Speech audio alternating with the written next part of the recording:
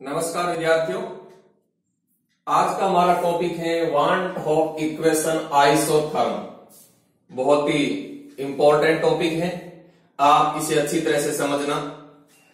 तो देखिए, सबसे पहले हम इसका इंट्रोडक्शन जानते हैं। तो देखिए, वान हॉफ इक्वेशन आइसोथर्म क्या होता है। यह समीकरण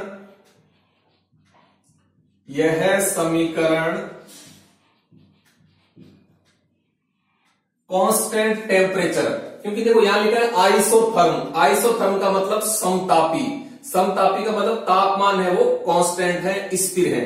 तो यह समीकरण कांस्टेंट टेम्परेचर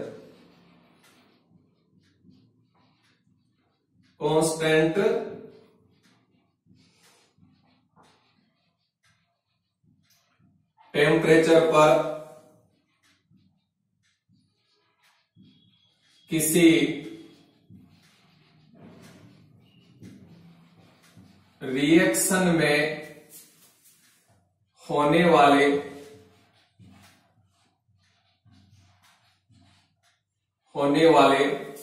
फ्री एनर्जी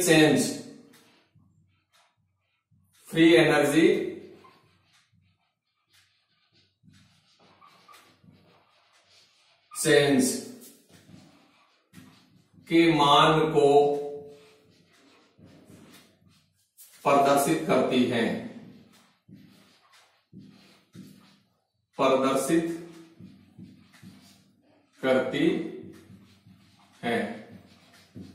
तथा यह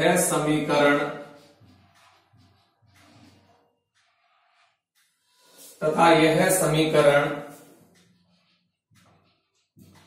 स्थिर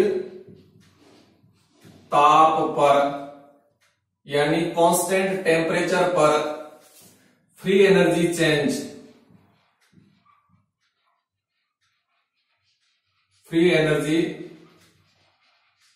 चेंज तथा इक्विलिब्रियम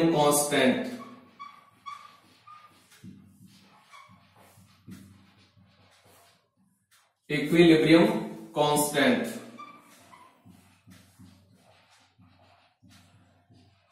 के मध्य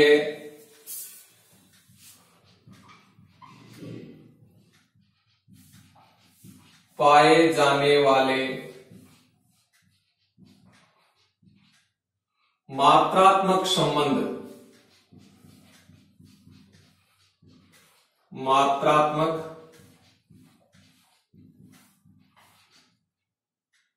संबंध को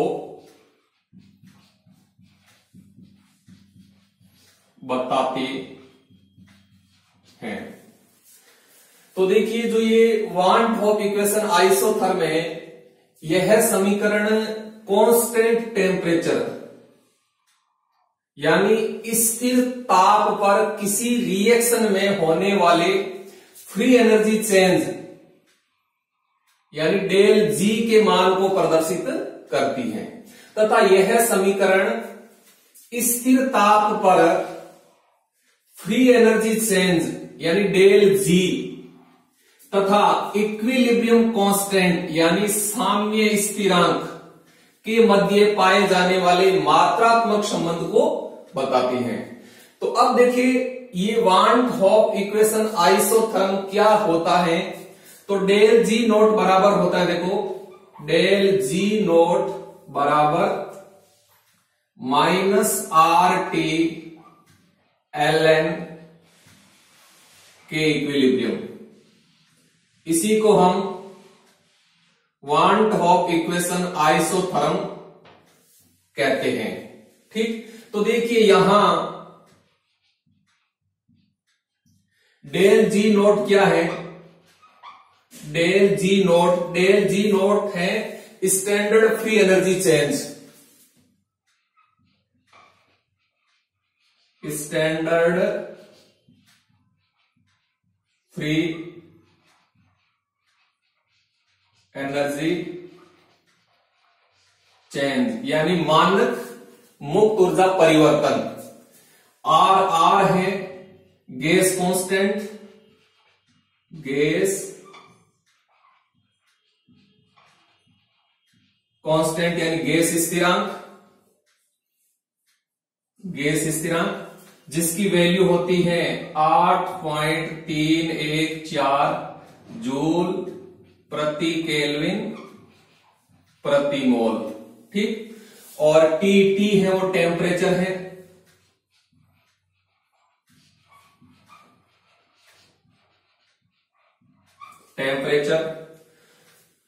और के ई क्यू है इक्विलिब्रियम कांस्टेंट।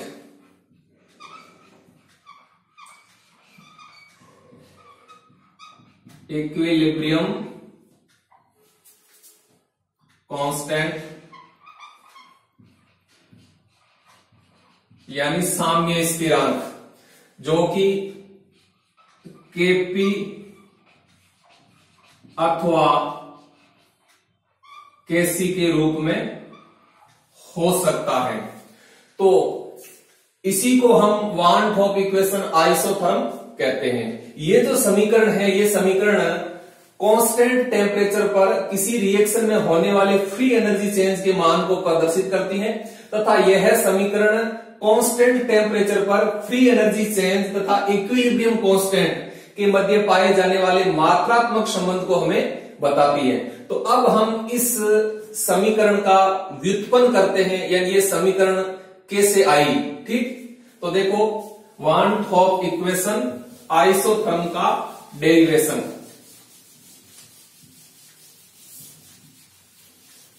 ध्यान से समझना, वान हॉफ इक्वेशन आइसोथर्म का व्युत्पन्न डेरिवेशन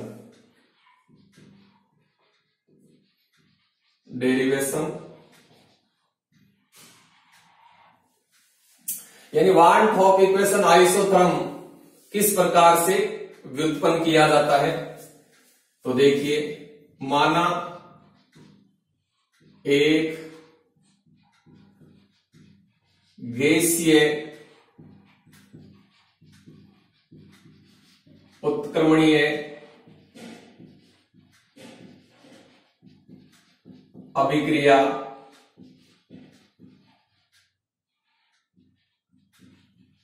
निम्न है। माना एक गैसीय उत्क्रमणीय अभिक्रिया निम्न है, N1A plus N2B M1C M2D।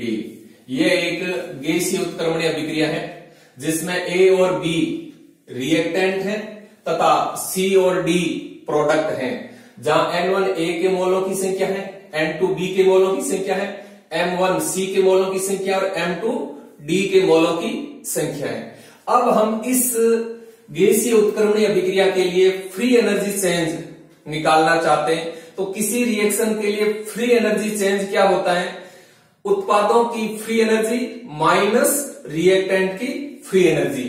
तो इस रिएक्शन के लिए डेल जी का मान क्या होगा, देखो फ्री एनर्जी चेंज बराबर उत्पादों की फ्री एनर्जी माइनस रिएक्टेंट की फ्री एनर्जी। तो देखो यहां उत्पाद कौन है, प्रोडक्ट कौन है, सी और डी। तो देखिए जीसी प्लस जीडी यानी उत्पादों की यानी प्रोडक्ट की फ्री एनर्जी माइनस रिएक्टेंट की फ्री एनर्जी। रिएक्टेंट या ए और बी है, तो जी ए प्लस जी बी, इसको हम समीकरण नंबर 1 मान लेते हैं। तो ये इस समीकरण के लिए फ्री एनर्जी चेंज हो गया, यानी मुक्त ऊर्जा परिवर्तन हो गया। यहां एक बात ध्यान रखना, फ्री एनर्जी को हम गिब्स एनर्जी भी कहते हैं। गिब्स एनर्जी का वो, फ्री एनर्जी का वो एक ही बात है। ठीक, तो अब देखो ये जो समीकरण 1 है, ये समीकरण 1 क्या है, इस रिएक्शन के लिए फ्री एनर्जी चेंज का मान है। क्योंकि किसी रिएक्शन की फ्री एनर्जी चेंज का मान कैसे निकाला जाता है, प्रोडक्ट की फ्री एनर्जी माइनस रिएक्टेंट की फ्री एनर्जी। अब देखो यहां रिएक्टेंट और प्रोडक्ट की फ्री एनर्जी का मान है वो क्या होता है, ये हम ऊष्मागतिकी के आधार पर निकालते हैं। तो ऊष्मागतिकी के अनुसार यानी थर्मोडायनामिक्स के अनुसार ऊष्मागतिकी के अनुसार, अब देखो उष्मागतिकी के अनुसार रिएक्टेंट और प्रोडक्ट की फ्री एनर्जी का मान क्या होता है, ध्यान से देखिए। यानी जीए क्या है, ए की फ्री एनर्जी, यानी ए क्या, एक रिएक्टेंट है, तो रिएक्टेंट ए की मुक्त ऊर्जा क्या होगी।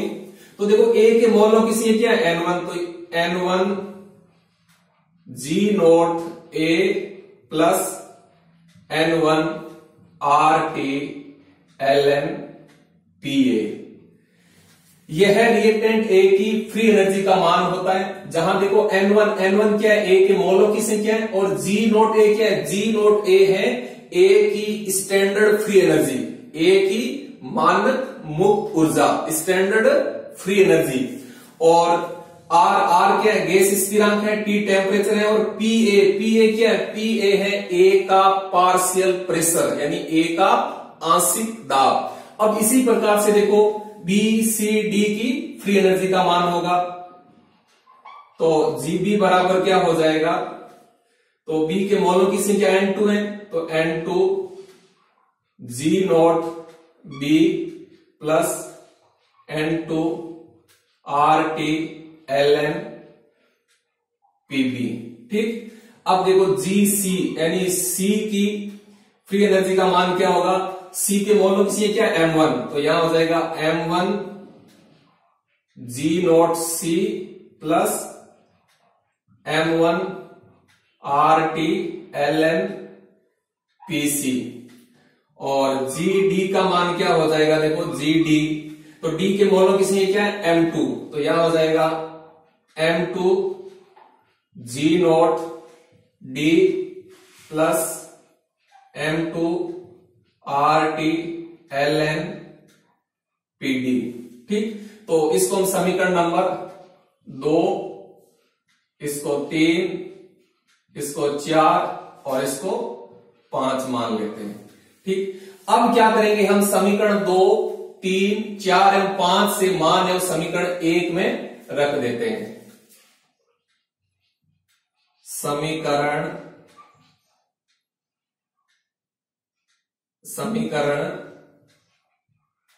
2, 3, 4 एवं 5 से मान समीकरण 1 में रखने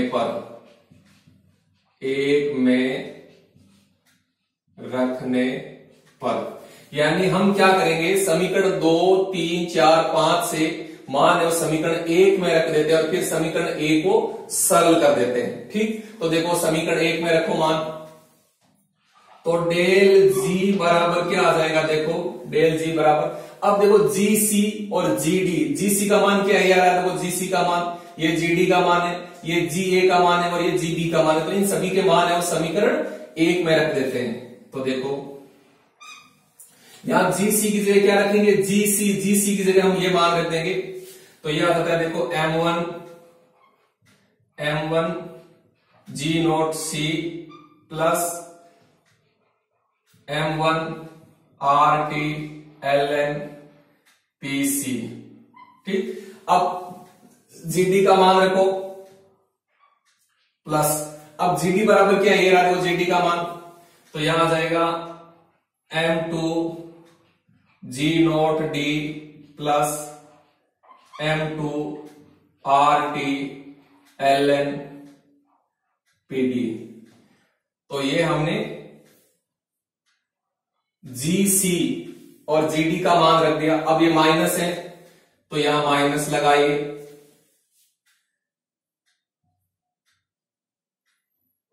ये छोटा कोष्टक, ये बड़ा कोष्टक, अब लगाइए माइनस। ठीक, अब देखो वापस इसका मान रखेंगे GA और GB का, तो देखो सबसे पहले GA का मान क्या है, GA का मान ये रहा, तो यहां हो जाएगा N1 G0 A plus N1 RT ln PA plus, अब GB का मान रखो, तो GB का मान ये रहा, तो यहां हो जाएगा N2 G not B plus N2 RT ln P B, क्या आ जाएगा, PB आ जाएगा। ये हो गया। ठीक, तो यहां हमने क्या किया, देखो यहां हमने समीकरण 2, 3, 4 और 5 से मान और समीकरण 1 में रख दिया। अब हम इसको क्या करते हैं, इस समीकरण को सरल करते हैं। तो हम क्या करेंगे, जो स्टैंडर्ड फ्री एनर्जी है रिएक्टेंट और प्रोडक्ट की, उनको एक तरफ ले लेते हैं और बाकी को एक तरफ ले लेते हैं। तो देखो यहां स्टैंडर्ड फ्री एनर्जी कहां है, देखो एक तो यहां देखो, एक ये यहां है, एक इसके अंदर ये देखो यहां है, और एक इसके अंदर यहां है। इन चारों पदों को हम एक तरफ ले लेते हैं। तो देखिए डेल जी बराबर क्या आ जाएगा, डेल जी बराबर M1 G नोट C। ठीक, अब यहां देखो ये प्लस लगाइए, plus M2 G note D। अब यहां माइनस लगाइए। अब देखो इसको ले लीजिए, ये N1 G note A plus N2 G note B। ठीक, तो यहां हमने क्या किया है, जो स्टैंडर्ड फ्री एनर्जी है प्रोडक्ट और रिएक्टेंट, उनको एक जगह आगे ले लिया। अब देखो यहां हम प्लस, अब बाकी क्या बच गया, उनको एक तरफ ले लो।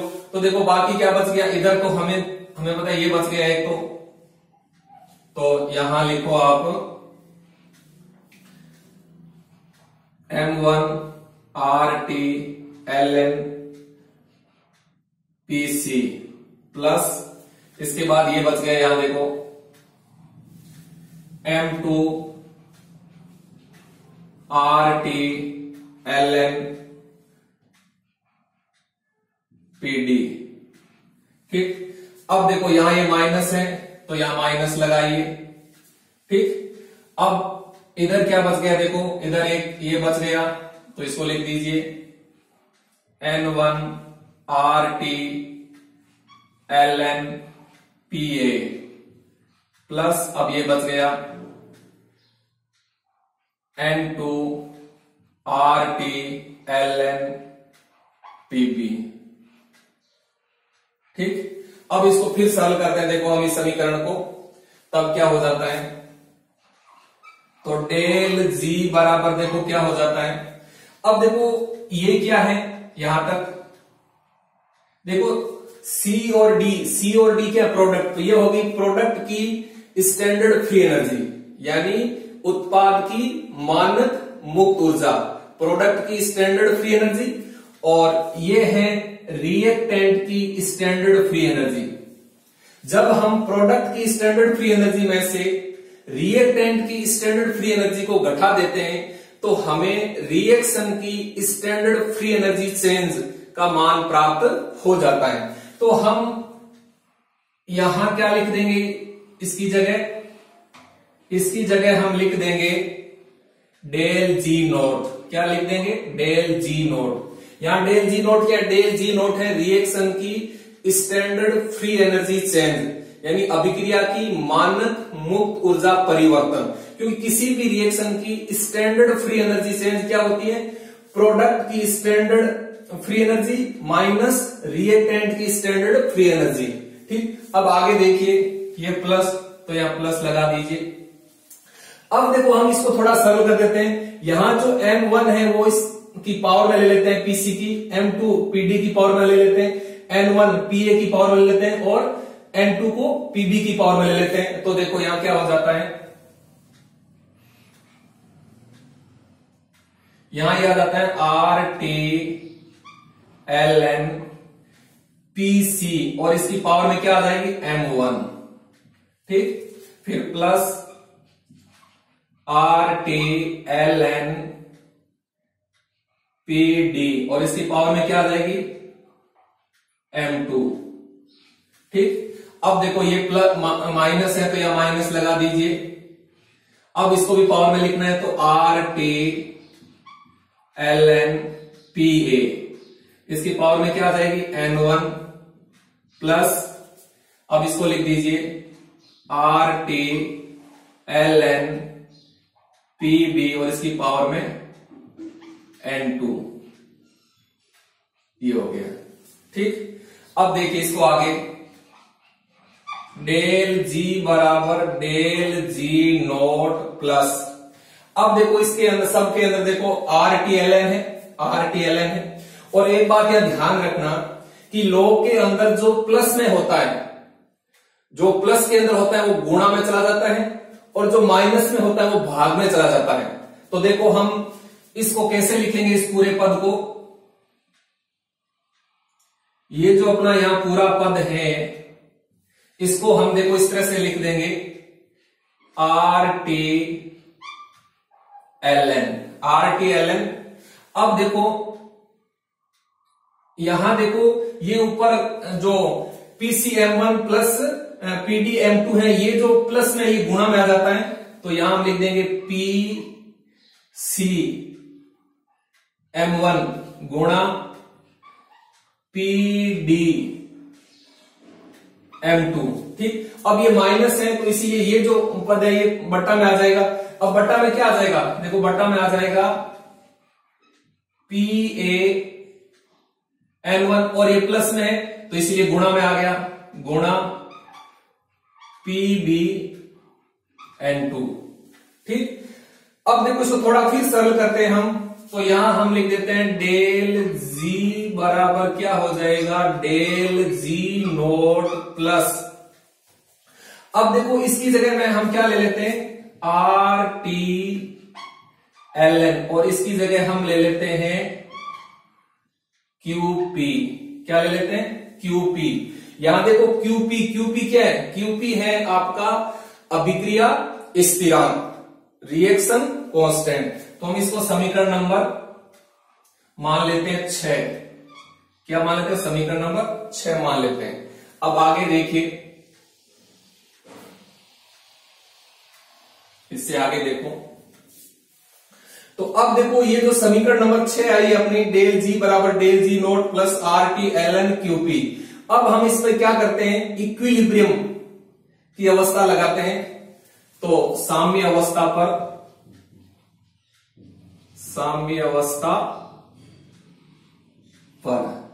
तो देखो साम्य अवस्था पर क्या होगा, डेल जी का मान 0 हो जाएगा, और जब डेल जी का मान 0 हो जाएगा तो यहां जो अभिक्रिया स्थिरांक हम उसको क्या कह देंगे, उसको कह देंगे साम्य स्थिरांक। तो साम्य अवस्था पर देखो क्या होता है, डेल जी बराबर 0 तथा QP बराबर हम ले लेते हैं KP। QP क्या था, यहां आपका QP था, वो था रिएक्शन कांस्टेंट यानी अभिक्रिया स्थिरांक, यानी उस समय प्रोडक्ट बटा रिएक्टेंट का अनुपात जिस समय रिएक्शन के अंदर साम्य अवस्था स्थापित नहीं हुई है।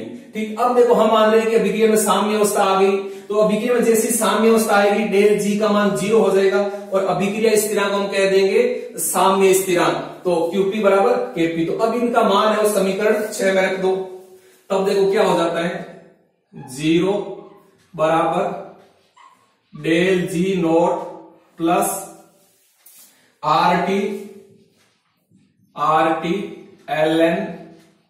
KP हो जाएगा। ठीक, अब इसको हम सरल कर देते हैं, तो देखो पक्षांतरण कर दो, तो डेल जी नोट बराबर क्या हो जाएगा, माइनस RTLN KP। यही वांट ऑफ इक्वेशन आइसोथर्म होता है, इसको समीकरण नंबर 7 देते हैं। ठीक, यानी यहां जो समीकरण 7 है यही वांट ऑफ इक्वेशन आइसोथर्म है। देखो यहां KP क्या है, दाब साम्य स्थिरांक है, क्या है, दाब साम्य स्थिरांक। यदि रिएक्टेंट एवं प्रोडक्ट विलीन अवस्था में होते तो उस समय हम क्या करते, साम्य स्थिरांक को क्या लिख देते, KC के रूप में लिखते, तो यहां क्या हो जाता, KP के स्थान पर KC हो जाता। तो डेल जी नोट बराबर माइनस RTLN KP, यही वांट ऑफ इक्वेशन आइसोथर्म है। अब देखो हम इसका एक रूप और याद करते हैं। हम क्या करते हैं कि समीकरण 7 से डेल जी नोट का मान है वो समीकरण 6 में रख देते हैं। क्या करते हैं, समीकरण 6 में रख देते हैं। तो डेल जी नोट का मान समीकरण 6 में रखने पर, तो देखो समीकरण 6 में रख देते हैं। तो समीकरण 6 क्या हो जाती है, डेल जी बराबर minus R T L N K P plus, ये प्लस है, R T L N Q P. तो ये भी वांट ऑफ इक्वेशन आइसोथर्म ही होता है, यानी दूसरा रूप हो गया इसका समीकरण 8। तो अब देखो समीकरण 8 और समीकरण 7 दोनों he want Hoff equation isotherm है, यानी दोनों एक ही बात है, दोनों अलग अलग रूपों के अंदर है वांट ऑफ इक्वेशन आइसोथर्म, समीकरण 7 और समीकरण 8। तो अब देखो आप यहां एक बात और नोट करो कि यहां डेल जी है, वो डेल जी के मान के आधार पर हम रिएक्शन की डायरेक्शन के बारे में बता सकते हैं। कैसे, देखो यदि डेल जी का मान 0 है, यदि डेल जी का मान 0 आता है तो जो अभिक्रिया है वो साम्य अवस्था में होगी। क्या होगी, अभिक्रिया है वो साम्य अवस्था में होगी, ठीक। और यदि डेल जी का मान नेगेटिव आ रहा है, क्या आ रहा है, डेल जी का मान नेगेटिव आ रहा है, तो जो रिएक्शन है वो फॉरवर्ड डायरेक्शन में होगी, यानी रिएक्शन है वो अग्र दिशा में होगी। और अगर डेल जी का मान पॉजिटिव आ रहा है, क्या आ रहा है, डेल जी का मान पॉजिटिव आ रहा है, तो जो रिएक्शन है वो फॉरवर्ड डायरेक्शन में होगी, यानी प्रतीप दिशा में होगी, प्रतीप दिशा में। यानी हम डेल जी के मान के आधार पर अभिक्रिया की डायरेक्शन के बारे में बता सकते हैं। डेल जी 0 तो अभिक्रिया साम्य अवस्था में होगी, डेल जी का मान नेगेटिव यानी डेल जी का मान 0 से कम है तो अभिक्रिया फॉरवर्ड डायरेक्शन में यानी अग्र दिशा में होगी, और डेल जी का मान पॉजिटिव यानी डेल जी का मान 0 से अधिक है तो उस समय रिएक्शन बैकवर्ड डायरेक्शन में यानी प्रतीप दिशा में होगी। तो इस प्रकार से आज हमने वांट ऑफ इक्वेशन आइसोथर्म के बारे में जाना, आपको समझ में आया होगा। आप इसको दोबारा अच्छी तरह से नोट्स बनाइए। धन्यवाद, थैंक यू।